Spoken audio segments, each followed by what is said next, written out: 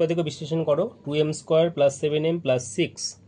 তো এখানটায় বাইরের সংখ্যা কি আছে, এখানে 2 আছে, এখানে 6 আছে, 6 দুগুণি 12 হয়। তাহলে মাঝখানে কত আছে, 7m। তাহলে সংখ্যা দুটোকে এমনভাবে ভাঙাতে হবে যাতে যোগ করে 7m আসে, আবার গুণ করে 6 দুগুণি 12 আসে।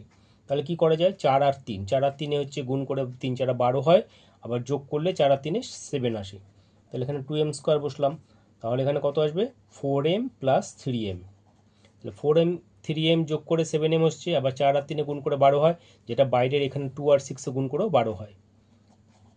তাহলে এবার কি করব, এই দুটোর মধ্যে থেকে কমন নেব। কত কমন যাবে, 2m কমন যাবে, মানে 2m² আছে, তাহলে এখানটা m বসলো, প্লাস 2m দিয়ে এই 4mকে ডিভাইড করলে কত আসে, 2 আসে, 2 দুগুণি 4, 4m, প্লাস এবার এই দুটোর মধ্যে থেকে কমন যাবে কত, 3 কমন যায়, 3 কমন নিলে আসে m প্লাস 2।